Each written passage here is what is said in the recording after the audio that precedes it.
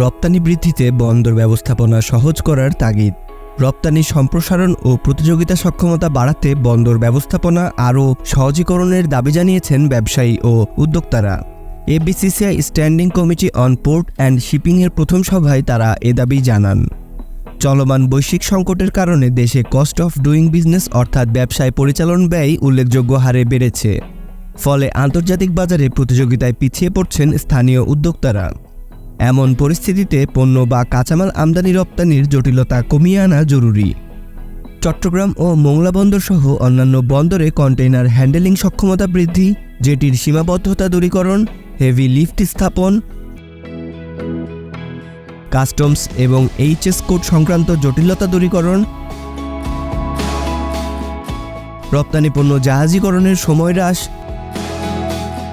বন্দরগুলোতে testing ল্যাবের সক্ষমতা বৃদ্ধি, কন্টেইনার খালাসের ক্ষেত্রে অযৌক্তিক চার্জ আদায় রোধ করা গেলে রপ্তানি খাত উপকৃত হবে।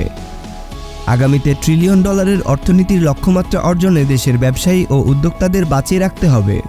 পণ্য ও কাঁচামাল আমদানি রপ্তানিতে বিদ্যমান সমস্যাগুলো দ্রুত সমাধান করতে হবে।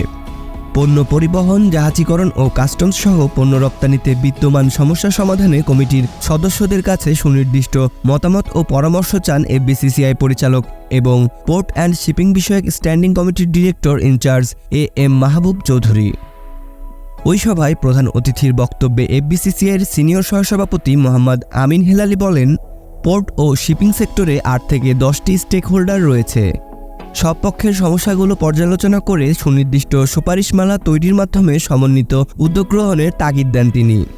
রপ্তানিকারক হিসেবে বিদেশ ভ্রমণের ক্ষেত্রে সর্বোচ্চ $110 কিংবা $110.50 ডলার কেনা গেলেও পণ্যের কাঁচামাল সহ বিভিন্ন যন্ত্রপাতি আমদানির ক্ষেত্রে একজন রপ্তানিকারককে প্রতি ডলারের বিপরীতে $120 থেকে $122 গুনতে হয়, যা রীতিমতো বৈষম্য।